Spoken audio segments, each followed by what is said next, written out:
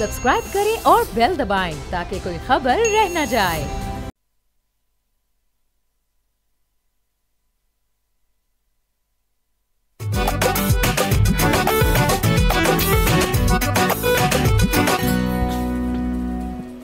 अस्सलाम वालेकुम, पोलो चैनल में खुश आमदीद। मैं हूँ रमला बेग और मेरे साथ मौजूद हैं एज ऑलवेज हमारे journalist and analyst Asad Nizami and हमारे जूनियर तज्ज़ियाकार अली आफ्ताब सईद। पहली खबर की तरफ चलते हैं। IMF ने अपनी स्टाफ रिपोर्ट फाइनली रिलीज़ कर दी है और काफ़ी कंसर्न्स भी हाईलाइट किए हैं और हमारे भी एंड से काफ़ी लोगों ने इस पे कमेंट भी किया है, मगर कुछ पॉजिटिव भी लोग रह रहे हैं कि नहीं रह रहे कि सिर्फ नेगेटिव ही लोग इसका नतीजा निकाल रहे हैं। नेगेटिव तब आपने तो बिल्कुल भी ना इसको डिप्लोमेटिक नहीं, वो असल में है पॉजिटिव भी है इसके अंदर, वो आगे जाके बात करते हैं। लेकिन उन्होंने बेसिकली सैटरडे की जो स्टाफ रिपोर्टें आती रहती है, मतलब उसके अंदर आपकी प्रोग्रेस, आपकी बेसिक सारी चीज़ें कर रहे हैं। 9 महीने का जो हमारा प्रोग्राम था, जो फेब में जाके उसकी आखिरी ट्रांच आनी है, उसके ऊपर तो हम आते हैं। जो उन्होंने स्पेसिफिकली बात की है वो 3 नुकायत हैं जो उन्होंने रेज़ की हैं। उसके अंदर सबसे पहले तो ये है कि जो ये इज़राइल फ़लस्तीन के जो हालात हैं उनकी वजह से उन्होंने कहा है कि ये आप पाकिस्तान को भी इफ़ेक्ट करेगा। मैं जियो पोलिटिकल सीनियरों के अंदर भी आपको तंगी आ सकती है, करेंसी के पॉइंट ऑफ व्यू से भी आपको तंगी आ सकती है, कि उन्होंने ये चीज़ हाईलाइट की है। दूसरा उन्होंने ये कहा है कि आपकी पोस्ट इलेक्शन जो सबसे बड़ी चीज़ जो है जिसके ऊपर गवर्नमेंट एग्री कर गई है वो ये है कि 15 फरवरी के बाद आपका गैस प्राइसेस जो है उनमें खासी एक इंक्रीज़ आएगी। ये भी रिकमेंडेड है और ये एक्सेप्टेड है बाय द करंट गवर्नमेंट और ऑब्वियसली अगली वाली इनको रोल ओवर करेंगे। तीसरी उन्होंने जो बात की है, sorry I am cutting you of, हुकूमत काफ़ी पॉजिटिव लग रही है लेकिन ये हमारे लिए बैड न्यूज़ है बेसिकली। हाँ, मतलब वो उन्होंने बेसिकली जो सारा मुआयना है वो भी हम भी करेंगे कि क्या क्या चीज़ें अच्छी हुई हैं, लेकिन ये तो वो है जो इस वक्त की स्टाफ रिपोर्ट के अंदर वो कह रहे हैं कि be very of all these things. इसमें तीसरी चीज़ ये है कि इलेक्शंस के इर्द गिर्द जो इस वक्त पोलिटिकल इंस्टेबिलिटी का एक चीज़ बनी हुई है उसको उन्होंने हाईलाइट किया है, जिससे अगर आप उनकी बात से तो ये तासुर नहीं आता, लेकिन वो बात ये कर रहे हैं कि इलेक्शन जो हैं वो कराएं ताकि एक गवर्नमेंट आए, ताकि वी हैव अ पर्सन या एक person of body of people जो कि जिनकी हम बात करें। क्योंकि ज़ाहिर है जब ये 9 महीने फेब में पूरे हो जाएंगे और हमें आखिरी ट्रांच जो है मिलेगी, अब वो ट्रांच भी शायद मुतनाज़े हो जाए इस बात से कि अगर इलेक्शन के अंदर कोई मसला हो जाए, जो कि अल्लाह करे ना होए, और वो भी हो जाएगी। लेकिन ऑब्वियसली क्योंकि ख़त्म हो रहा आपका ये वाला जो 9 मंथ का आपका था जो इनके साथ ये पैकेज था, तो इसके अंदर एंड में जाके आपने वो पैसे भी लेने हैं, नंबर 1, और नंबर 2 आपने ये इलेक्शन करवा के एक गवर्नमेंट इस्टेब्लिश करके जिसके अंदर एक कैबिनेट बन जाए और फाइनेंस की ख़ास तौर पर डिवीज़न उसका मुकम्मल तौर पर तैयार हो, जो फिर जाके इनसे रीनिगोशिएट करे। क्योंकि जैसे हम आज से कुछ देर पहले ही जिक्र कर रहे थे कि इस वक्त ये पॉइंट ऑफ व्यू लेना जो पिछली 2 हुकूमतों ने साइमल्टेनियसली कह रहे कंसेक्यूटिवली उन्होंने गलती की। असद उमर साहब ने भी गलती की थी, सागडार साहब ने भी आते हुए गलती की थी कि उन्होंने कहा था कि IMF को हम आड़े हाथों लेंगे और हमें कोई ज़रूरत नहीं IMF की। अभी भी ऐसी बातें होना शुरू हो गई हैं एक हद तक, लेकिन वो पॉलिटिकल स्लोगन्स हैं। रियलिटी ये है कि आपको फिर से जाना पड़ेगा, और आप क्योंकि इस प्रोग्राम की एंड हो रहा है तो इसी दौरान आपने प्रिपेयर्ड होना है कि आपने अगले प्रोग्राम में कैसे जाना है और किन चीज़ों के साथ जाना है। अच्छा, ये जो कह रहे थे ना कि स्टेबल गवर्नमेंट ज़रूरी है, इलेक्टेड गवर्नमेंट ज़रूरी है, उसकी एक वजह ये भी तो हो सकती है ना कि आप इमेजिन करो कि गोरे भी काकड़ साहब के साथ मीटिंग में थेसॉरस खोल के बैठे हुए कि बंदा की कहना पे। दूसरी चीज़ ये कि आप उनकी पीछे ही पड़ गए काकड़ साहब के। पॉजिटिव ये इस तरह से है कि उन्होंने बिल्कुल भी ऐसी कोई बात नहीं की कि हमारे जो भी हमने चीज़ें करके दिखानी थी उसमें कोई ऐसी चीज़ नहीं है कि जो हमारी अगली 1.1 बिलियन की जो ट्रांच है उसको कोई ख़तरा हो, वो हमें मिलनी है। इसका मतलब है कि हम ठीक जा रहे हैं। लेकिन जैसे कि असद ने कहा कि ये तो हमारी आखिरी ट्रांच है, लेकिन इसके फौरन बाद हमने नया प्लान लेना है उनसे, न्यू प्रोग्राम। सो वो न्यू प्रोग्राम में जाने के लिए फिर अगेन वो बैठना पड़ेगा और फिर डिसाइड करना पड़ेगा कि कौन क्या। अच्छा, फिर ये है कि इस जो गवर्नमेंट ने जो किया है कि जितनी हैवी बोरोइंग की है इन्होंने लोकली और जितना पैसा लगाया है, ये भी आके बहुत ज़्यादा दुखेगा नई हुकूमत को। तो इसी तरह इन्होंने इस दफ़ा जो ये सड़कों के जाल फैलाए हैं, इन्होंने बहुत मुश्किल कर दिया आगे की गवर्नेंस। एक तो ये कि वो जो चलता होता था ना कि जी शहबाज स्पीड, वो सबको पता लग गया कि यार वो तो फिर मोशन स्पीड से भी ज़्यादा है, ठीक है, वो तो फिर अगर आपके पास पैसे हैं तो फिर तो पुल बनाना तो कोई काम नहीं है। और उन्होंने लोकल बैंक से बहुत ज़्यादा पैसे, रिकॉर्ड लेंडिंग उन्होंने की है बैंक्स ने गवर्नमेंट को। बिल्कुल। फिर अब लेकिन मसला क्या है कि इससे तो डिफ़िकल्टीज़ में इजाफा होगा, कम नहीं होंगी। अब दोबारा से इनको चेस बोर्ड, ड्राइंग बोर्ड क्या कहते हैं, उस पर बैठना पड़ेगा, बिजली का बहुत बड़ा डिसीजन लेना पड़ेगा। वो बहुत बड़ा डिसीजन इस तरह से लेना पड़ेगा कि बहुत ठीक है आपको बिजली चाहिए, लेकिन दूसरी तरफ इकोनॉमिस्ट बहुत बड़े ऐसे भी हैं जो कहते हैं कि जी इंडिया में अभी तक लोड शेडिंग ख़त्म नहीं हुई, आपका तो सियासी नारा भी नहीं होना चाहिए लोड शेडिंग ख़त्म करना। आप लोड शेडिंग ख़त्म करने के लिए जो मीन्स इस्तेमाल करते हो, उससे जो आपका बैलेंस ऑफ ट्रेड और जो आपका करंट अकाउंट डेफिसिट के साथ होता है, तो अब ये अगेन ये बैठ के फैसले करने हैं कि अब हमने लोड शेडिंग खत्म करनी है नहीं करनी, लोगों को क्या बताना है, कौन ये फैसला करेगा, कौन अपने पे ये जिम्मेदारी लेगा, उसके बाद उसके साथ अगले इलेक्शन में, या अगले इलेक्शन तो पता नहीं कब है, लेकिन साल के अंदर उसके साथ क्या होगी। और आप देखें जो हमारा उन्होंने जो पॉजिटिव्स की बात हो रही थी वो ये था कि हमारा ग्रोथ रेट 2% पे स्टेबल है फिलहाल, that is a good thing. Reserves जिस जुलाई में जब हम गए थे इनके पास तो 4.5 बिलियन थे, अब 8.2 बिलियन तक पहुंचे हुए हैं। ठीक है, उसके ऊपर डिबेट ये छिड़ बैठती है कि रिजर्व्स इतने बड़े कैसे हैं, वो ठीक है, वो एक अलग बात है, बट रिजर्व्स आपके पास हैं। जो एक इंपोर्ट बिल का इतना बड़ा मसला पैदा हुआ तो वो आजकल नहीं है, तो दैट्स अ पॉजिटिव। उसके बाद हमने जुलाई टू सितंबर अपने जितने टारगेट्स हैं वो भी मीट किए। उसके अलावा आपकी डॉलर स्मगलिंग के ऊपर जो कर्व किया है गवर्नमेंट ने, वो बहुत ही एक ज़रूरी चीज़ थी जिसकी वजह से डॉलर की एक कंट्रोल जो रेट आपको नज़र आ रहा है मार्केट में इतनी देर से, इस वक्त तो बल्कि और कम हुआ हुआ है, so that is also good. वो चीज़ें सारी जो हैं आपको वो देख के ही उन्होंने, जैसे आपने जिक्र किया कि इस वक्त उन्होंने कोई तनकीद का निशाना नहीं बनाया, तो इस प्रोग्राम को एंड हम एक अच्छे नोट पे कर रहे हैं उनके साथ। 4 चीज़ें जो हैं अलबत्ता उन्होंने कहा है कि जिसके ऊपर आपने काम करना है।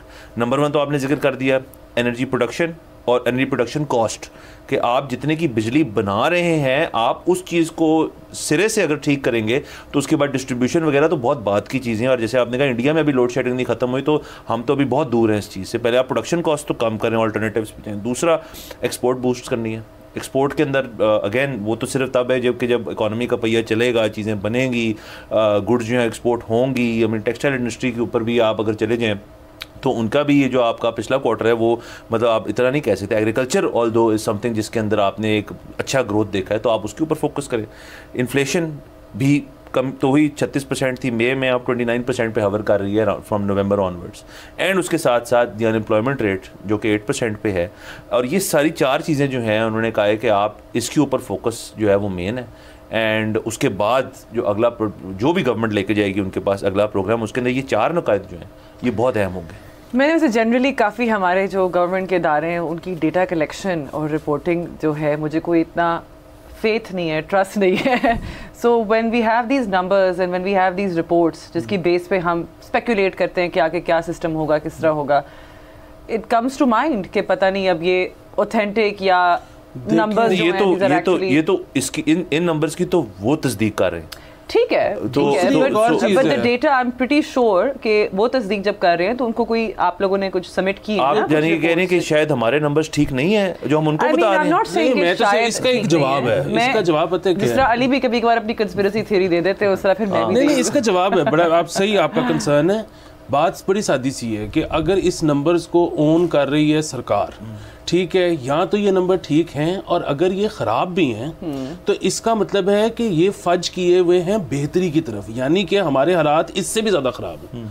ठीक है, सो अगर हमें ये पता है कि ये जो हमें नंबर्स मिले हैं ये भी कोई अच्छे नहीं है और हालात इससे भी ज़्यादा ख़राब हो सकते हैं, इसका मतलब है कि हमें जंगी बुनियादों पे कुछ करने की ज़रूरत है।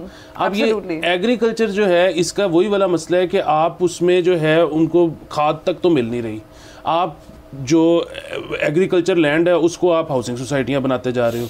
अच्छा, और वही वाली चीज़ है कि ये एक ऐसी चीज़ है कि हम जो एक्सपोर्ट कर सकते हैं फौरी तौर पे हम हमेशा से करते आए हैं।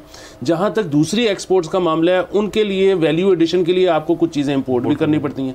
जब आप इंपोर्ट करते हैं आपका इंपोर्ट बिल ज़्यादा हो जाता है, जब आपका इंपोर्ट बिल ज़्यादा हो जाता है डॉलर ऊपर चला जाता है, डॉलर ऊपर जाता है लोग शोर मचाना शुरू कर देते हैं। अच्छा, फिर वही बात है कि जब तक इंपोर्ट की आप इजाज़त नहीं देंगे उस तरह से खुल के एक्सपोर्ट हो ही नहीं सकती। एक तो आपकी अपनी जो क्वालिटी है चीज़ों की वो इम्प्रूव नहीं करेगी, दूसरी चीज़ ये है कि जाहिर है आप फ्रॉम द स्क्रैच तो कोई चीज़ बना ही नहीं सकते, आपके पास यहाँ पे रॉ मटेरियल ही नहीं है।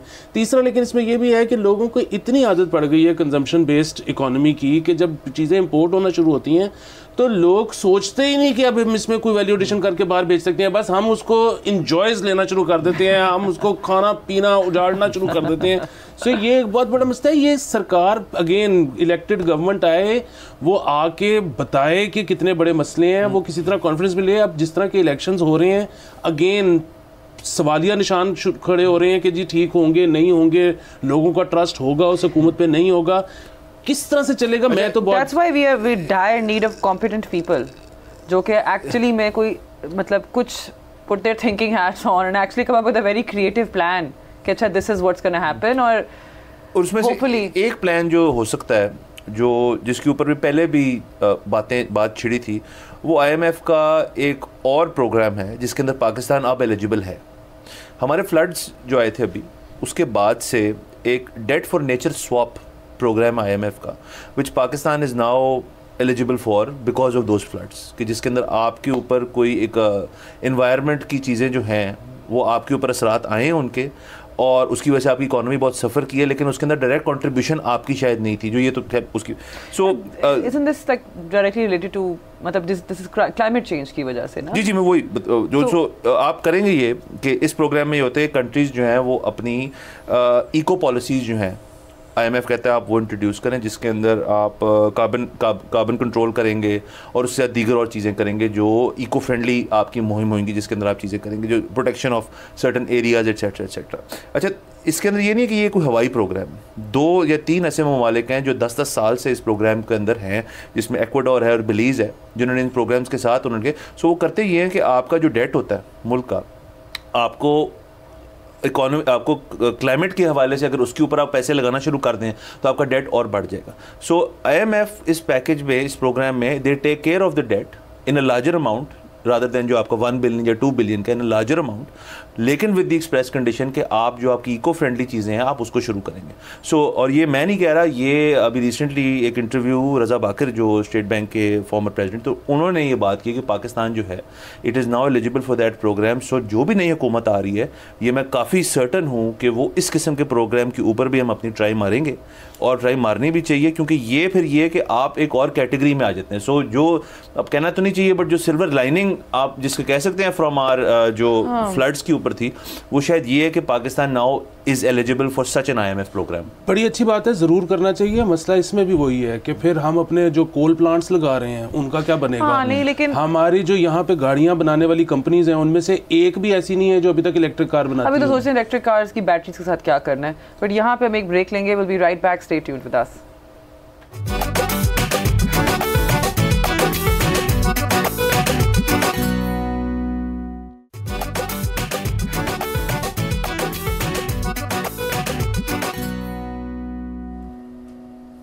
Welcome back to Bolo Janab. Break से पहले हम डिस्कशन कर रहे थे अबाउट हाउ IMF की जो स्टाफ रिपोर्ट आई है उससे काफ़ी कंसर्न्स निकल रहे हैं, नेगेटिव और पॉजिटिव। ज़्यादातर लोग नेगेटिव ही हैं उसके बारे में, लेकिन एक और बड़ी ही अनकम्फर्टेबल सी न्यूज़ हमारे सामने आई थी कि कागज़, पेपर की prices have drastically increased. Apparently 3 दिन के अंदर 35 रुपीज़ से बढ़ गए हैं पेपर की कीमत। जी अब इसका ये पर किलो रेट होता है। सो पेपर की एक बड़ी एक अजीब सी साइंस है हमारे मुल्क में। सो ये जो ख़बर है जिसका आप जिक्र कर रही हैं, इसका हवाला देना पड़ेगा टेक्स्ट बुक बोर्ड से। सो हर सूबे का एक टेक्स्ट बुक बोर्ड होता है जो किताबें छापता है, और दीगर पब्लिक स्कूल सिस्टम में और कुछ प्राइवेट स्कूल्स के अंदर वो डिस्ट्रीब्यूट होती हैं। सो इसके लिए ज़ाहिर आपको कागज़ चाहिए। अब 9 करोड़ किताब जो है, 9 करोड़ बुक्स जो हैं वो अगले तालीमी साल के अंदर छप के तैयार होकर अभी छपेंगी, शुरू होंगी, तैयार होंगी और फिर डिस्ट्रीब्यूशन के लिए रेडी होंगी। उसमें होता ये है कि अब ये टेक्स्ट बुक बोर्ड का जो काम होता है ये ज़रा टेक्निकल है। चलें आज इसके ऊपर बात कर ही लेते हैं। सो अब इसका टेंडर निकलता है जो हर सूबाई गवर्नमेंट जो है वो निकालती है, जिसके अंदर आपकी एक तो किताब पूरी होती है, उसके अंदर के पेपर होते हैं, फिर उसके ऊपर वाला टाइटल होता है जो एक डिफरेंट ग्रामेज का कागज़ होता है, ज़रा थिकर होता है वो। सो जो अंदर का कागज़ है इसके अंदर आपके 2-3 रेवेन्यू स्ट्रीम्स बन जाती हैं जो बंदा ये काम करती है। नंबर 1 आपकी रेवेन्यू स्ट्रीम होती है पेपर इटसेल्फ। आप करते ये हैं कि जब ये टेक्स्ट बुक बोर्ड अपना टेंडर खोलना शुरू करती है, जिन्होंने कर दिए हैं, सो आप ढेर सारा कागज़ जो है वो आप मार्केट से उठा लेते हैं। जब ढेर सारा कागज़ मार्केट से उठाएंगे तो ये कीमत ऊपर जाएगी, क्योंकि मार्केट के अंदर सप्लाई उसकी कम हुई जा रही है। सो अब पेपर जो है उसकी कीमत इस वजह से बहुत ऊपर जा रही है। उसके बाद होता ये है कि जब जो जिन्होंने छापना है इस चीज़ को, जब वो पेपर लेने मार्केट में जाते हैं तो उनको जो नॉर्मल जो पेपर बनाने वाली जो हमारी मिल्स हैं वहाँ पे पेपर कम होता है, लोगों ने ऑलरेडी उठाया होता है। सो लोग फिर वहाँ से महंगा पेपर जो है और मज़ीद महंगा पेपर लेते हैं, तो ये आपका एक रेवेन्यू स्ट्रीम बन जाती है पेपर से। दूसरी उसके अंदर ये है कि जो छापते हैं इस चीज़ पेपर भी ऑन पे बिकता है, पेपर ऑन पे बिकता है एग्जैक्टली। दूसरी जो रेवेन्यू स्ट्रीम है इसके अंदर वो फिर आती है आपके छापने के ऊपर। उसके अंदर भी दो मैंने जैसे बताया आपको है, एक तो छपाई है जो अंदर के सफ़े हैं उनकी, और एक है जो टाइटल के हैं। अब 9 करोड़ किताब छपनी है, तकरीबन तमाम प्रेसेज जो हैं आपको लगता होगा ये काम करती हैं, ऐसा नहीं है। ये चंद प्रेसें हैं जो कि तादाद में शायद ज़्यादा ही हों, लेकिन तमाम प्रेसें ये काम नहीं करती। सो उनके ऊपर फिर उनका 5-6 मंथ्स 7 मंथ्स फिर यही छापती हैं वो। और इसमें एक तीसरी चीज़ है जो लोग भूल जाते हैं, और इसलिए पाकिस्तान यूनिक है उस चीज़ में कि इनकी होती है बाइंडिंग। एक किताब का आपने कागज़ शीट तैयार कर दी, उसने फोल्ड होना है, उसने फिर एक उसकी तय लगनी है, उसने भान डलनी है, फिर उसने ग्लू बाइंडिंग होनी है, फिर उसको टाइटल लगना है। ये सारा यहाँ पे मैन्युअली होता है मोस्टली, क्योंकि यहाँ पे लेबर है सस्ती। सो उस लेबर फोर्स जो है, एक ख़ास तादाद के लोग जो हैं वो इस सीज़न के लिए आते हैं जिनको हम बाइंडर्स कहते हैं। सो ये सारा चक्कर जो है पेपर का, ये इस चीज़ के ऊपर है कि इस वक्त टेक्स्ट बुक बोर्ड जैसे हर साल होता है, लेकिन ये हर साल होता है, लेकिन इस साल ज़रा ज़्यादा है कि, और उसकी वजह ये है कि इसके अंदर कुछ जो पेपर, जो मैंने टाइटल का पेपर आपको बताया ना जो ऊपर लगता है, वो पाकिस्तान में बनता ही नहीं, वो सारा इम्पोर्ट होता है। यहाँ पे जो अंदर के कागजात हैं, कागज़ है सॉरी, वो कुछ मिल्स यहाँ पे बनाती हैं जो लोकल मार्केट में बिकता है। अंदर की भी कुछ किताबें इस किस्म की हैं जिनके पेपर जो होते हैं आपको हाई ग्रेड चाहिए होता है। पाकिस्तान में आप लोग समझते हैं कि यहाँ पेपर जो है वो यहाँ से बनते हैं, यहाँ दरख्त जो हैं वो कटते हैं, वहाँ से पल्प निकलता है, वहाँ से पेपर, वो पेपर मिल जो पेपर बनाती हैं वो इस जगह है ही नहीं कि उसके ऊपर आप हाई क्वालिटी प्रिंटिंग करें, हाई ब्राइट पेपर के ऊपर। तो ये सारा जो लोकली कंज्यूम हो जाता है वो लोकली होता है, बाकी सारा पेपर ये इम्पोर्ट होता है, और वो एक और कहानी है, उसके ऊपर भी कभी इस पे एक्शन ले ही नहीं सकते। फ्री मार्केट है इसमें क्या कर सकते हैं? मार्केट है, मगर आप खुद ही बता रहे हैं कि they are playing with the market forces ना, कि वो सारा कुछ इकट्ठा पहले कारोबार है। आपको एक चीज़ सस्ती मिल रही है, आपने होल्ड कर लिया, आपके पास होल्डिंग पावर है, परचेजिंग पावर है, अगले बंदे ने आपसे लेनी है, आप प्रॉफिट पे बेच रहे हैं, तो ये भी बंद कर देंगे तो इंसान कहाँ जाएगा? हमारे यहाँ कह रहे हैं ना कि ओनली अ फ्यू लिमिटेड, मतलब यहाँ पे फैक्ट्रीज हैं जो ये काम नहीं, ये आप और मैं हम भी कर सकते हैं। पेपर क्या लेना है? आपको पता होगा जी टेक्स्ट बुक बोर्ड का सीजन आ रहा है, आपके पास करोड़ों रुपए हैं, आप पेपर लेके, आपके पास रखने की जगह है, आप रख लें, जब छपाई शुरू होगी आप बेच दें महंगा। अली फिर इसी बिजनेस की तरफ हमारे पास करोड़ों नहीं है। हम यहाँ पर तो इंक भी नहीं ना बनती, वो भी इंपोर्ट होती है। इंक भी इंपोर्ट होती है, हमारी इंक भी इंपोर्ट होती है, पेपर भी इंपोर्टेड है। प्रिंटिंग इंडस्ट्री के अंदर बेसिकली बहुत सारी चीज़ें जो उनके कंपोनेंट्स इंपोर्टेड हैं, और मशीनें जो हैं वो भी इंपोर्टेड हैं। अच्छा, ये यहाँ पे ना ये डिबेट आती है इसकी वजह से कि अब टेक्स्ट बुक जो है ना वो तो मतलब हम अगर मूव कर जाते हैं, हम शिफ्ट हो जाते हैं टू टैबलेट्स, ठीक है, उसकी कॉस्ट निकालें, वो की क्या कॉस्टिंग होगी? हाँ, सो मसला ये है कि वो मतलब वैसे तो होता है ना कि जी हर हफ्ते एक नया मॉडल आ जाता है, हर साल अपग्रेड हो जाती हैं, लेकिन आज से जो 10 साल पहले भी टैबलेट बनी थी, वो किताब तो वो उस पर चली जाएगी कोई भी। हाँ, ठीक है। सो अब हमारा जो मसला है वो सिर्फ ये है कि अगर हम इस तरह करते हैं तो बच्चे को स्क्रीन से इंट्रोड्यूस कराना कितनी जल्दी जो है वो आप ये कर सकते हैं, अदरवाइज तो मेरे ख्याल में आप किताबें डजंट मेक सेंस। नहीं, I mean if I look at it from that angle, आप मिडिल स्कूल से या सेकेंडरी स्कूल से शुरू कर सकते हैं, एंड देन मसला ये है कि फिर टैबलेट्स को चार्ज भी तो करना होगा। उन टैबलेट्स को स्कूलों में कहाँ रख रहे हैं, चार्ज क्या करना है? So paperless is the way to go. There are lot of और इसमें एक तीसरा मसला भी है, वो ये कि आपके ख्याल में जो ये टेक्स्ट बुक बोर्ड की सारी किताबें छप रही हैं और ये सारा कमाई हो रही है, ये सिर्फ वन वे ट्रैफिक है। सो ये टैबलेट्स जो है तो ये भी टेंडर से ही आएंगे ना, मैं देखता हूँ कौन वो टेंडर करता है। तो ये खैर ये अब मसले हैं, हर इंडस्ट्री में दस्ते हैं, प्रिंटिंग के भी अपने हैं इश्यूज, बट ये तो है, ये तो है, और हर दफ़ा ये होता है। और फिर इसमें एक और चीज़ होती है, किताबें ठीक तरह नहीं छप पाती, किताबें पूरी नहीं छप पाती, किताबें पहुंच नहीं पाती। सो यहाँ पे हम अक्सर बात करते हैं कि सर्दियों की वजह से बच्चों का 1 महीना ज़ाया हो गया, स्मॉग की वजह से बच्चों का 1 महीना ज़ाया हो गया। यहाँ पे गवर्नमेंट स्कूल्स में बच्चों तक किताबें ही नहीं पहुँचती, 3-3 महीने। प्राइवेट स्कूल्स में भी यही होता है। बिल्कुल बिल्कुल। अच्छा, एक और खबर आप बता रहे थे कि अपेरेंटली अब शॉप्स को जो कमर्शियल जो एरियाज हैं वहाँ पे जो बोर्ड्स हैं, शॉप्स के जो अपने बोर्ड्स हैं, उनका भी एक टैक्स लेवी होएगा on the shop owners. PHA ने एक नया टैक्स नाफिज करने की सोचा, उन्होंने एक और रेवेन्यू स्ट्रीम बनाई उन्होंने। अभी सोचा कि उन्होंने कर लेंगे क्या है सर। देखिए सोच आप उनकी कितनी जदीद है कि उन्होंने कहा जो बोर्ड भी लगा इससे भी हमें कुछ मिलना चाहिए, क्योंकि ये कमर्शियली नुमाया एक चीज़ है, तो हमें पैसे मिलने चाहिए, PHA का काम है। बात अब ये है कि ये जो बंदा कमर्शियली इधर काम कर रहा है उसको डिस्करेज करने के लिए ये कितना अच्छा हर्ब है कि आप ना ऐसा करो, इस चीज़ पे भी टैक्स दे दो। नंबर एक चीज़, जिस तरह हम अक्सर बात करते हैं कि कहते हैं जी फिक्स टैक्स लगा दें, इसका मतलब है कि हमारा टैक्स कलेक्शन सिस्टम तो फेल हो चुका है। ठीक है, आप फिक्स टैक्स लगा रहे हो, साथ आप कर रहे हो इस तरह की चीज़ें कि बोर्ड लगा हुआ है, आपका काम चलता है या नहीं चलता आपका, क्योंकि बोर्ड लगा हुआ है अपनी दुकान के बाहर, तो उसके हमें पैसे दे दो। यही PHA है जो कि कंप्लेन करता फिरता है कि जो इस वक्त इलेक्शन कैंपेनिंग हो रही है, जो इस वक्त लोग अपने बिलबोर्ड्स लगा रहे हैं या अपने वो पोस्टर्स लगा रहे हैं, उसके हमें पैसे नहीं दे रहे। और इसमें किया इन्होंने बड़ा इंटरेस्टिंग तरीके से, इन्होंने 2 कैटेगरीज बनाई हैं, 2 मतलब ब्रॉडर कैटेगरीज हैं, जो ब्रांडेड नॉन ब्रांडेड है। अब ये कौन फैसला करेगा कि ब्रांडेड चीज क्या है और नॉन ब्रांडेड क्या है? मेरा भी सवाल था कि मतलब वो उस तरह ही है ना कि मतलब किसी बंदे की अपनी दुकान है जिसके अंदर वो अपने नाम से कुछ चीज़ बेच रहा है, तो वो शायद नॉन ब्रांडेड है, और कोई ब्रांड है जैसे कोई फैशन ब्रांड है, कुछ वो ब्रांडेड है। नहीं, वो असल में होता क्या है कि यहाँ पे आपने देखा होगा कि अक्सर मॉम एंड पॉप स्टोर्स जो होते हैं ना, उनका कोई बोर्ड होता ही नहीं था पहले। तो हमें पता था ये किराने की दुकान है। यहाँ पे बड़ी बड़ी सोडा कंपनीज वगैरह ने आके ये कहा कि जी हम आपको आपका बोर्ड लगा देते हैं और साथ हमारा उसमें मोनोग्राम भी होगा। ओके, सो वो ब्रांडेड हो गया। अच्छा ठीक है, फंडेड बाय सम ब्रांड। अच्छा, ये कीमत इनकी कुछ सस्ती नहीं है। जो ए कैटेगरी है, इसके अंदर कैटेगरीज हैं, ई तक है कैटेगरी, ए और बी का बात कर लेते हैं। बड़ा डिटेल उन्होंने सोच समझ के प्लान बनाया। 39 रुपीज़ है पर square foot per month for branded और 33 रुपए उसके लिए। बाकी इस तरह नीचे करते हैं 28 रुपए, 24, 20 और 17 रुपए तक है।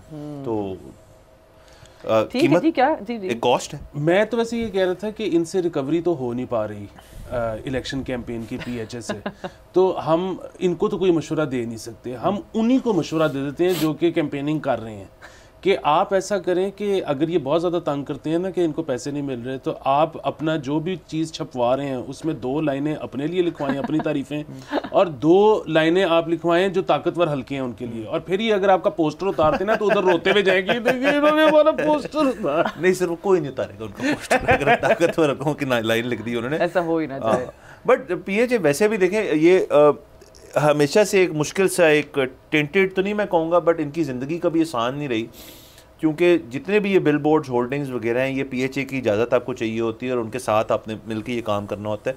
सो एक ज़माने में जो लाहौर के कुछ इलाके हैं उनके ऊपर उन्होंने जो ब्रिजेज़ हैं उनके ऊपर से बिल बोर्ड्स हटा ही दिए थे। ये शहबाज शरीफ साहब के दौर के अंदर ये चीज़ हुई थी और उन्होंने बिल्कुल हटा दिए थे। सो उसके बाद जो एडवर्टाइज़र्स हैं उन्होंने फिर काफ़ी शोर शराबा किया कि जी हमारे पास फिर क्या आउटलेट है कि हम अपने ब्रांड्स को एडवर्टाइज़ करें।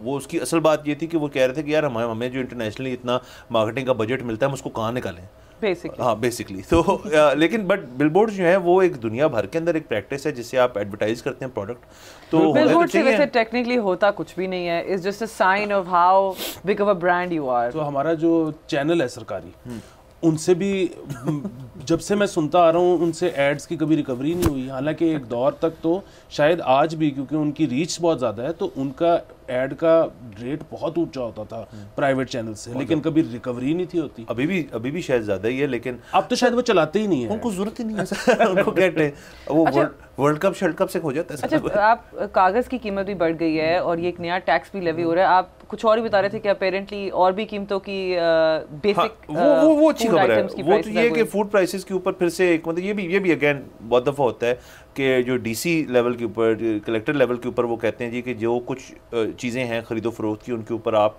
एक कड़ी नज़र रखें कि उसके ऊपर प्राइस की मैनिपुलेशन तो नहीं हो रही। तो कुछ आइटम्स जिनके अंदर प्याज, चीनी, आलू, टमाटर, चिकन, आटा, दाल, इस किस्म की चीज़ों की एक प्राइस कंट्रोल उन्होंने की हुई गवर्नमेंट ने। होता ये है कि कुछ लोग जो है वो उनको महंगा बेचते हैं। सो उसके ऊपर एक क्रैकडाउन का कहा गया जी कि आप इनकी प्राइसेस जो है इनको आप स्टेबल रखें एज पर जो DC प्राइस है। हाँ, लेकिन केयरटेकर गवर्नमेंट के जो क्रैकडाउन्स है ना, I am really enjoying them and I really appreciate it. वही बात है कि ये कैसे इंश्योर करेंगे। अब वो जहाँ पे DC रेट लगा होता है ना, वहाँ पे चीज़ इतनी बुरी पड़ी होती है कि आपका वो खरीदने का दिल ही नहीं करता। सो बेसिकली ये आप इंश्योर अगेन कैसे करोगे? वो डिमांड सप्लाई वाला सीन है सारा। आप एक चीज़ अगर आपके पास है ही नहीं तो वो महंगी होगी, जो कमोडिटी नहीं होगी वो महंगी। पर आई थिंक कोई कैप लगाना चाहिए कीमतों पे for sure, just to protect consumers. हाँ, ये तो है, वो तो लगना चाहिए। यहाँ पे चले एक ब्रेक लेते हैं यहाँ पे, उसके बाद हम आएंगे and will discuss a lot more that's happening around the country. Stay tuned with अस।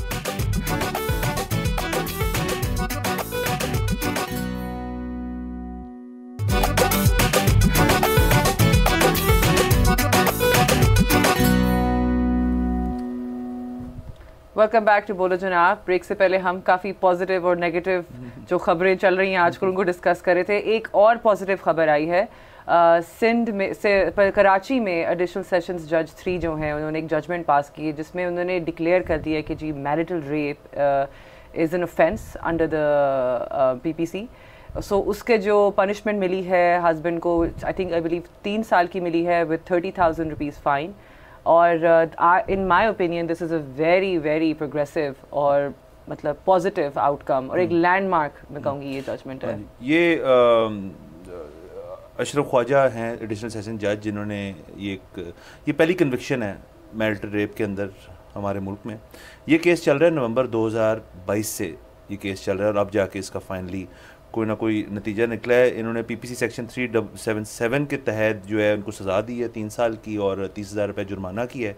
और उसके साथ साथ जो उनके जो वकील थे जो उन्होंने जो बहस की और सारी बात पेश की, उन्होंने कहा कि सेक्शन 375 के अंदर जो एक चेंज आया था उसके तहत ये मैरिटल रेप को हमेशा कंसिडर किया जाता था एज डोमेस्टिक वायलेंस। सो उसके अंदर जो एक तब्दीली आई थी तो वो असल में वकील की एक ये कमाल है इसके अंदर कि उन्होंने जिस तरह से केस आर्ग्यू किया तो ये पहली कन्विक्शन आई है। अमूमन इस किस्म के केस तो रजिस्टर नहीं हुए। 2018 से पहले इस मुल्क में मैरिटल रेप के ऊपर केस ही नहीं आया था, कंप्लेंट की हद तक वो खारिज हो जाता था क्योंकि लोग आपस में इस चीज़ को कर लेते थे। उसके साथ साथ मैरिटल रेप के ऊपर जो बाकी ग्लोबली अगर आप देखें तो सारे ममालिक के अंदर 52 कंट्रीज़ हैं वाहिद जिनके अंदर प्रॉपर पॉलिसी है इस चीज़ के ऊपर, पाकिस्तान उनमें से नहीं है। और डोमेस्टिक वायलेंस की चूँकि कैटेगरी में आ जाता था तो उस चीज़ को फिर वो कहते थे जी वो थाने और पुलिस और उस लेवल पे इस चीज़ को फिर वो सुलह सफाई करके इस केस को वापस भेजते हैं। हालांकि इस चीज़ के ऊपर चूँकि अब ये कन्विक्शन हुई है तो दिस पेव्स अ वे के मतलब लोग जो हैं इसको एज ए प्रेसिडेंट यूज़ करके काफ़ी और केसेस शायद लोग मोटिवेट करने के। एक मेरा मसला जो कानूनी नुक्ते पे है वो ये क्योंकि मैं सेक्शन 377 और 375 दोनों जब मैंने साइड बाई साइड खोल के देखे तो उनमें चूँकि अब ये तो देखिए एडमिशन है कि ये दिस वॉज रेप। सो उसके अंदर तो सजा जो दोनों PPC के दोनों सेक्शंस में लिखी गई 10 years की है, 25 साल, इट्स 25 इयर्स। एंड कुछ एक्सट्रीम केसेस के अंदर जब को अंडर एज हो तो वो तो डेथ पेनल्टी उसके अंदर। आप जो पहले बात कर रहे थे कि पहली दफ़ा केस फाइल हुआ ये हमारे मुल्क में, सॉरी पहली दफ़ा इस पर कन्विक्शन हुई है। इससे पहले यही है कि आप इसको मसला ये कि इतना सेंसिटिव मैटर है कि आप इसको डोमेस्टिक वायलेंस के ही एम्बिट में रखते हो और आप कभी इसको एक्चुअली में कोई FIR नहीं रजिस्टर होती, कभी कोर्ट तक जाती नहीं है इस तरह की बातें। लेकिन आप ये देख लें कि बाकी मुस्लिम कंट्रीज़ में बहुत से मुस्लिम कंट्रीज जैसे इंक्लूडिंग टर्की जहाँ पे ये एक्चुअली में एक पनिशेबल ऑफेंस है। And I think I believe अब टाइम वो आ भी गया है where we actually call a spade if it's a marital rape का केस तो इट इज़ मैरिटल रेप। और इसका अगर आप रेप की एज सच हिस्ट्री भी देखें तो इनिशियली जो हमारे हदूद ऑर्डिनेंस था उसमें there was no mention of rape in anywhere in any of the sections, it was all about जिना। एंड देन उसके बाद फिर उन्होंने ऐड किया जी के अनमैरिड मतलब अनमैरिड को हटा के आपने एक रेप का सेक्शन डाल दिया। स्टिल उसमें कंसेंट की एक्सप्लिसिटली जो बात है या मैरिड है अनमैरिड है इस पर कभी किसी ने कोई एज सच स्टांस नहीं लिया, कोई पॉलिसी एक्शन नहीं ली, सुप्रीम कोर्ट की तरफ से भी कोई ऐसे कोई आया नहीं इसके बारे में। सो आई बिलीव ये जो कराची में जो एडिशनल सेशन जज ने जो एक्शन लिया है या जो डिसीजन लिया है वो इट्स कमेंडेबल। सो अब होपफुली आई रियली होप कि इसके अगेंस्ट अपील ना फाइल हो जाए लेकिन वो तो देखी जाएगी। आई एक्चुअली होप कि इनफैक्ट फाइल हो, it goes up to the supreme court because इस एरिया ऑफ लॉ में सुप्रीम कोर्ट का डिटेल्ड एनालिसिस और एक जजमेंट पास होना एक बहुत ज़रूरी है। सो ये देखिए पॉजिटिव है दोनों एस्पेक्ट से। एक तो जिसका आप जिक्र कर रही हैं कि अब ख़वातीन जो हैं इस तरह के केसेस लेकर जाएंगी तो उससे उनकी जो हालात हैं वो बेहतर होंगे, और दूसरा इस तरह से भी है कि अब अगर हम कानून साजी कर रहे हैं उस लेवल पर जिस पे महज़ब माशरे पहुंच चुके हुए हैं तो अब वो हमारे साथ जब वो डील करेंगे तो वो बेहतर तरीके से करेंगे। मतलब आपको पता है कि हमारा GSP प्लस जो स्टेटस था उसके बारे में भी अक्सर ये बात होती थी यूरोपियन यूनियन के साथ कि वो काइंड ऑफ मशरूत है हमारी कैपिटल पनिशमेंट के साथ, तो इसी वजह से हम शायद उतनी वो दे भी नहीं रहे। तो इसी तरह जब इस तरह के कवानीन आएंगे तो हमें उसकी वजह से ट्रेड करने में भी आसानियाँ मिलेंगी यूरोप के साथ, अमेरिका के साथ, दीगर ममालिक के साथ। सो इसके दो फायदे। हाँ, और इसके अंदर इस पर्टिकुलर केस के अंदर क्योंकि मैंने वो सारी चीज़ इसकी खोल के देख ली थी तो इसमें एक और भी इंटरेस्टिंग फैक्टर है जो शायद इस चीज़ को समझाता है हमें कि वजह क्या है कि ये केसेस 2018 से पहले रजिस्टर नहीं हुए, उसके बाद कुछ केसेस हुए, लेकिन ये पहला जो है अपने शायद मंतकी इंजाम तक पहुंचे। उसकी वजह कि इस खातून के केस में इसने ये कंप्लेंट की थी पहले अपनी फैमिली के अंदर, और उन्होंने उसको सीरियसली नहीं लिया था, जिसमें उसकी अपनी वालदा ने सीरियसली नहीं लिया, और फिर हाँ। इन्होंने अपने भाई और बहन और दीगर जो रिलेटिव्स उनको जब ये जो भी हो रहा था उसके बारे में बताया, तो फिर उसको थोड़ी मोटिवेशन मिली। इसके अंदर असल में कोर मसला ये है कि अगर जो मैरिटल रेप द प्रॉब्लम है कि फिर वो कहते हैं जी कि यहाँ पे टैबू एक चीज़ बन जाती है कि ये जो घर के मसले वो घर के अंदर है। क्यों? अगर तो देखें इस किस्म की चीज़ हो रही है एंड नाउ देयर इज़ मतलब कानून इतना क्लियर नहीं है उस बारे में, लेकिन ये 2 सेक्शंस जो हैं ये बाकायदा तौर पे ख़ास तौर पे इस कन्विक्शन के बाद इस चीज़ को डील करते हैं। तो इस इधर तो कोई मतलब फिर बाद में सवाल नहीं रह जाता कि आप मोटिवेट हों, आप जाएं अपना केस रजिस्टर करें। हाँ, ये उसके अंदर फैक्टर ज़रूर है कि पुलिस का रोल बहुत ही ज़्यादा अहम हो जाता है कि उनकी सेंसिटिविटी जो है वो कितनी उस खातून के साथ है और कितनी उसके शोहर या उस मर्द के साथ है, and that will actually be the turning point. जहाँ पे बात आती है कि आप जेंडर सेंसिटिविटी ट्रेनिंग, हाँ मतलब आप पुलिस के अंदर एक बिल्कुल उनको होना चाहिए कि जी अगर इस किस्म के केस हैं तो आप बेनिफिट ऑफ द डाउट जो है वो खातून के पास होना चाहिए, रादर दैन कि जी आप कहें जी कि नहीं हम नहीं मानते घर का मसला कर लें। तो पुलिस को भी ये बहुत ज़्यादा ट्रेनिंग की ज़रूरत है कि वो इन केसेस को इस नौयत से सीरियसली लें। फिर देखें ना हमें क्यों नहीं नजर आई आज तक 2018 से, क्योंकि उसी मरले पे जाके वहीं ख़त्म हो जाती थी बात। ये तो देखिए शुक्र है आगे गई है बात और एक कन्विक्शन हुई है, और अगेन ऑफ कोर्स कमेंडेबल है इन एवरी एस्पेक्ट, और इसके ऊपर इंशाल्लाह आगे जाएंगे, हम देखेंगे तो मजीद अगर कानून साजी होगी और खैर से अगर सुप्रीम कोर्ट तक जैसे आप कह रही हैं कि चली जाएगी बात, तो फिर ये तो और जैसे आप कह रहे हैं कि हमारे मुल्क के अंदर तो चीज़ बेहतर हो जाएगी। और खास यही होता है कि हैंडफुल ऑफ 50 तो मुल्क हैं जो इसके जो लॉ है, बिल्कुल एक अमेंडमेंट को पास होने में या कोई नया कानून बनने में सालों साल लग जाते हैं, बहुत कंसल्टेशन होती है। एक तो हमारी पॉलिटिकल इंस्टेबिलिटी भी इस तरह की है कि कभी कोई अगर आपने कोई कानून पास करवाना भी हो तो it takes years to actually get somewhere. So supreme court की इंटरवेंशन बिकम्स एक्सट्रीमली इंपॉर्टेंट। इस बात पे जो आप मेंशन कर रहे थे कि पुलिस को भी सेंसिटिव होना चाहिए टुवर्ड्स दीज मैटर्स, आपके जो लोग हैं, आपके जो कल्चरल जो माइंडसेट है लोगों का, वो भी इस बात को अभी तक एक्सेप्ट नहीं कर पाते कि द कॉन्सेप्ट ऑफ कंसेंट कि एक औरत की मर्जी कितनी ज़रूरी है। और ये आप देख लें कि इस्लाम में भी अगर आप देखें तो निकाह आपका वैलिड नहीं होता अगर आपका कंसेंट नहीं होता। तो अभी इसकी तो इम्पोर्टेंस आप देखते हो through out. I mean, it's an undebatable sort of a मतलब moot point at this point. So ये जो बात आप करें कि जी आसपास लोग से आप डिस्कशन करते हैं, तो ओवरऑल द माइंडसेट इज़ के हस्बैंड का मर्जी, औरत की मर्जी, इट डजंट रियली मैटर, औरत का consent is not as important in a marriage. So वहाँ पे जाके कोई एक्शन नहीं लेता कि जी मियाँ बीवी हैं, ये फैमिली मैटर है, इसको रहने दें, यहीं पे सॉल्व कर दें, इसके खिलाफ कोई एक्शन की ज़रूरत नहीं है अनलेस वो बात खुला तक चली जाए। सो इस पे तो आई थिंक ओवरऑल हम सबको बैठ के सोचना चाहिए, और औरतों को भी ये ओपनली डिस्कशंस करनी चाहिए with their family members. And actually अगर नहीं भी कोई सपोर्ट आपको मिलती तो you go straight to the police station. और आपने जिस अब आगे अगर तुम जाए तो आपने खुला का जिक्र किया, तो कल हम डिस्कस कर रहे थे खबर शुएब मलिक की और सानिया मिर्ज़ा की।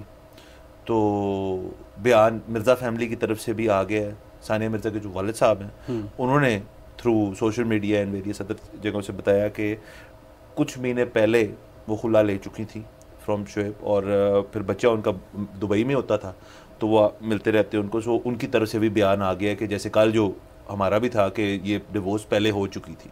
अच्छा, तो बयान पहले उनका डिफरेंट था, फिर दर उनका चेंज हुआ नहीं, था। उनका बयान था ही नहीं कल के दिन। उन्होंने कोई बयान नहीं दिया। देयर वाज समथिंग स्टोरी जो सोशल मीडिया पे सर्कुलेट हो रही थी कि कुछ कारमा रिलेटेड अपेरेंटली। नहीं, वो तो एक पोस्ट थी सानिया मिर्जा की। हाँ, सो आई मीन ऑब्वियसली आपने स्टेटमेंट तो रिलीज कर दी, ये तो ऑफिशियल उनकी फैमिली की तरफ से है कि, और हाँ उन्होंने एक चीज़ उन्होंने बात की है, वो भी हम शुएब मलिक की जो एक और बात है उसके ऊपर तो आते हैं। उन्होंने एक चीज़ कही कि यार प्लीज़ रिस्पेक्ट, ये प्राइवेट मैटर है एंड दिस ऑलवेज, और ये इस बात का सबूत है, वरना तो लोग वैसे ही लिख देते हैं कि ये प्राइवेट मैटर है ना।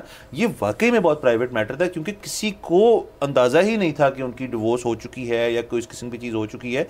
ये तो कल के दिन बात क्लियर हुई है, तस्दीक हुई है उस बात की, वरना तो पहले तो वो वाकई में बहुत प्राइवेटली अपनी आपकी पब्लिक प्रोफाइल है, you're a public personality, आपकी personal life technically does become no longer a private matter जब आप पोस्ट लगा रहे हो ना पब्लिक प्लेटफॉर्म।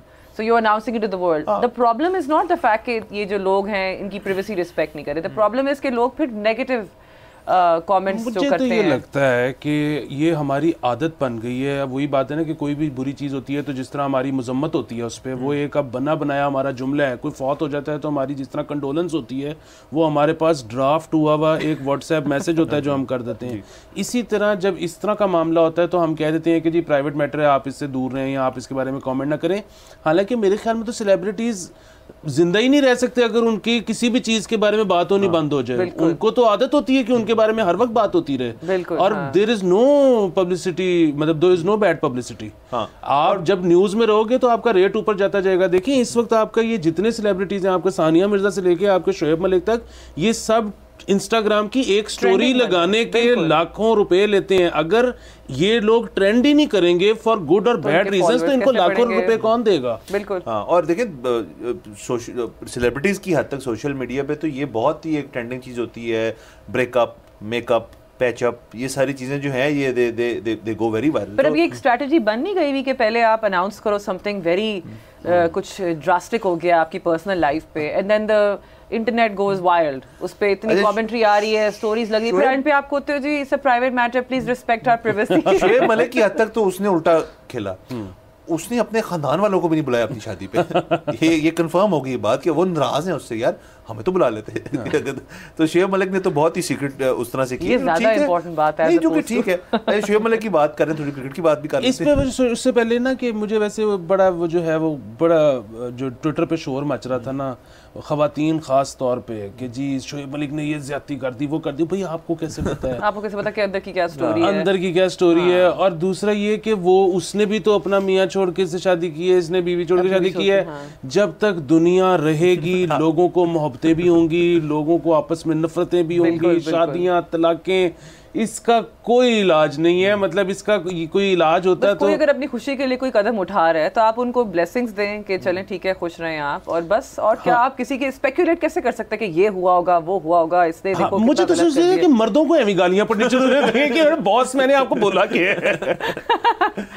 चले उस पे भी किसी डिस्कशन करेंगे कि क्यों पड़ती हैं एवी गालियां। वैसे years and years अगर बात ही कर ही रहे हैं तो सानिया मिर्जा की हद तक वो हमारी भाभी थी, मुल्क की भाभी थी। बट उनका जो रिप्लाई था it was very, मैं कहूँगी कि एक बड़ा अच्छा, मतलब हाँ वो वैसे बहुत अच्छी है। मतलब मैं तो फैन हूँ। वो आप इस तरह से समझें कि उसके अलावा इन टर्म्स ऑफ स्पोर्ट्स हमारे पूरे खित्ते में अगर एक खातून स्पोर्ट्समैन जो है, मतलब आप इंडिया, पाकिस्तान, श्रीलंका, बांग्लादेश, बाकी पूरे रीजन की बात कर लें तो वो सबसे बड़ा नाम है। उससे बड़ी विमेन स्पोर्ट्स सेलिब्रिटी नहीं आई। तो फिर शबी भाई ने क्या किया? चले अजय, और ये करते करते उन्होंने और क्या किया कि अब उन्होंने एक रिकॉर्ड कायम भी कर लिया शोएब मलिक साहब ने कि T20 क्रिकेट में अब वो सेकंड हाईएस्ट रन स्कोरर हैं।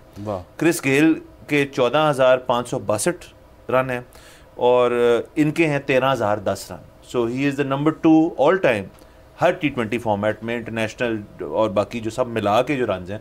सो क्रिस गेल के सिर्फ एक नंबर नीचे हैं। और इनकी जो फिटनेस है, मुझे तो ये अगले 10 साल रिटायर होते नजर आ रहे हैं। तो ये फिटनेस तो तोड़ जाएंगे सारे रिकॉर्ड। फिटनेस तो फिर चाहिए हमारा। और उसके साथ साथ क्रिकेट के अंदर एक और भी अपडेट अगर हम करते जाए कि वो मेरे ख्याल में ज़का शरफ साहब की जाने की देर थी कि एक मैच हम जीत के न्यूजीलैंड से, तो चलें ये भी एक अच्छी बात है। ये बल्कि हम इसमें कह दें कि हफीज साहब को भी निकाल के देखें, कोई पता नहीं टीम और बेहतर हो जाए, बेहतर कुछ सीरीज ही आ जाए हमारे पास।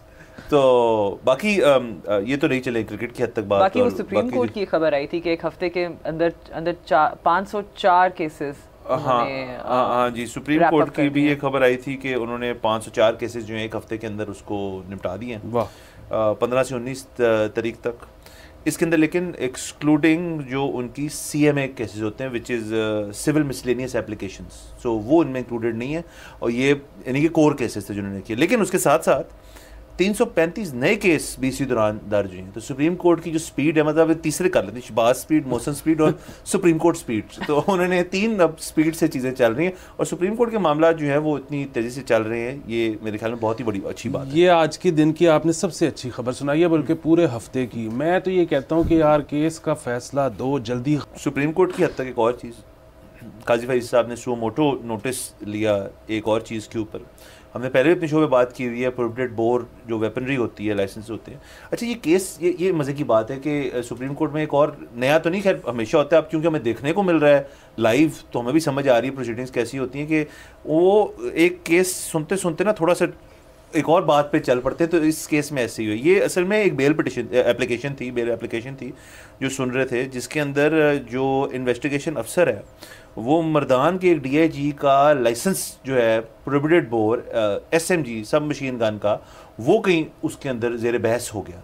सो उस पर काजी भाई साहब ने कहा कि यार ये प्रोहिबिटेड बोर के लाइसेंसेस जो है ये इनका क्या चक्कर है, ज़रा इसकी डिटेल लाओ हमारे पास सारी, कि ये एक शख्स जो है वो क्यों लेके कैरी कर रहा है, कि कलेशनकोव जो है और बाकी इस किस्म के वेपन्स जो हैं जिनकी खुली नुमाइश हो रही है, तो ये किस तरह मिले हुए हैं। और इनमें बहुत ज़्यादा लाइसेंसेस जो हैं वो तो आपको बहुत ही या तो गिफ्टेड होते हैं, या आपने बहुत ही ज़्यादा पापड़ बेल के किसी सियासतदान के थ्रू या किसी और वजह से किसी महकमे से आपने वो लाइसेंस निकाले होते, तो नोटिस ले लिया और सो मोटर नोटिस लिया। देखिए, मैं तो इसमें वही कहता हूँ, अगर आप लाइसेंस लेना आसान बना दो ना हर शख्स के लिए, तो वो शायद प्रोहिबिटेड बोर पे जाए ही ना। होता क्या है कि मुझे अगर लाइसेंस चाहिए असले के लिए और मैंने उसके लिए किसी MPA या MNA का तरला करना है कि उसके कोटे में से मुझे लाइसेंस मिले, अगर मैंने एक शख्स से इतनी बड़ी फेवर लेनी है तो फिर मैं प्रोहिबिटेड बोर ही क्यों ना लूँ मतलब मैं फिर साधारण लाइसेंस क्यों लूँ। सो हर चीज़ को ना इस मुल्क में समेत असले के लाइसेंस के आसान करने की ज़रूरत है, कि एक बंदा आपके पास आया है, उसका एक तरीका होना चाहिए, वो तरीका फॉलो हो और उसको वो चीज़ मिल जाए, बजाय कि एक बंदा आपके पास आता है और कुछ भी कहता है, कहते हैं ऐसे हो ही नहीं सकता। भाई क्यों नहीं हो सकता सर, लेकिन देखिए ना, ये कुछ लाइसेंसेस जो है, मैं तो कहता हूँ हर लाइसेंस जो है ना, मैं आपसे उल्टी बात करता हूँ, वो मुश्किल होना चाहिए। गाड़ी का लाइसेंस लेना है बहुत मुश्किल होना चाहिए, आपको हर किस्म का एकेडमिक और प्रैक्टिकल टेस्ट देने के बाद ही मिलना चाहिए। सर पब्लिक ट्रांसपोर्ट दें फिर मुश्किल कर लें। बस चलाने का लाइसेंस भी है, वो भी मुश्किल होना चाहिए। I think what he is trying to say is कि access to having those licenses जरा आसान कर दें, बट लाइसेंस इटसेल्फ की एप्लीकेशन या टेस्टिंग जो है वो तो होनी चाहिए एब्सोल्युटली। सर असले का लाइसेंस जो है मुश्किल होना चाहिए, टेलीविजन का लाइसेंस जो है वो भी एक हद तक इतना मुश्किल उन्होंने किया हुआ है। अच्छा, जस्ट अ क्वेश्चन, आप लोगों ने कभी अप्लाई किया है फॉर अ लाइसेंस असले का? जी नहीं। अच्छा, तो उसमें लाइसेंस के लिए what exactly do they ask? कोई आपका वो मेंटल हेल्थ का कोई सर्टिफिकेट मांगते हैं? नहीं, वो मुझे देख के उन्होंने कहा कि ये बंदा फिट है, उसने नफसियाती तौर पे इसको कोई मसला नहीं है। What's the criteria? लाइसेंस कोई नहीं, जैसे पेमेंट पे मिलते हैं या लाइसेंस आपको कुछ? लाइसेंसेस खुलते हैं, मतलब खुलते नहीं है लाइसेंसेस जो है हर कुछ देर बाद इंटीरियर मिनिस्ट्री जो आपकी ये बता देती है कि जी इस वक्त इतने असले के लाइसेंसेस जो हैं वो ओपन फॉर हैं, तो आप नादरा जाके अप्लाई करते हैं। They don't have a mechanism to test whether a person should have a license to carry firearms? नहीं तो अमेरिका में कौन सा होता है? अमेरिका में तो आप वॉलमार्ट में जाके गन ले सकते हैं। हाँ, मतलब प्रोहिबिटेड बोर नहीं, लेकिन नॉर्मल कोई भी गन ग्रोसरी स्टोर में ले सकते हैं। इस पे कुछ काम किया जा सकता है। नहीं, पहले उनको करने देना, उनको देखेंगे तो हम। अच्छा, हाँ, हम उनका ही वेट करते रहते हैं कि वहाँ पे कुछ हो जाए, फिर यहाँ बहुत यहाँ असला लेना बाकायदा, मतलब असल में हम बात ही अलग कर रहे हैं। ये तो देखिए लाइसेंस्ड वेपनरी की बात हो रही है, आप बात करें अनलाइसेंस्ड वेपनरी के ऊपर, कि वो जो अनलाइसेंस्ड जितने मार्केट में हैं जो लोग लेके लगाए हुए हैं उनके ऊपर अगर बात की जाए तो उसके ऊपर भी तो सो मोटो होना चाहिए कि जी लोग वैसे हर बंदे का, वैसे कोई बंदा, आप गाड़ी में हो, आप सड़क पे जा रहे हो, एकदम से एक डाला आता है जिसके अंदर प्राइवेट सिक्योरिटी किसी की बैठी है, उन्होंने गन्स अपॉन गन्स लगाई हुई हैं। जो ट्रैफिक पुलिस है वो इतना एम्पावर्ड होना चाहिए, वो रोके, साथ पुलिस वाला हो, यार जरा लाइसेंस चेक करवाया, आप जो असले की नुमाइश कर रहे हैं। लाइसेंस भी दो कैटेगरी में, ट्रैफिक पुलिस के वो पावर्स में नहीं है कि ये कह रहा हूँ कि इसलिए मैंने लफ्ज इस्तेमाल किया, एम्पावर करें उनको। और देखिए लाइसेंस भी दो किस्म के होते हैं, आपका एक लाइसेंस होता है वो सूबे के तहत तक होता है, आप पंजाब में सिर्फ गन रख सकते हैं।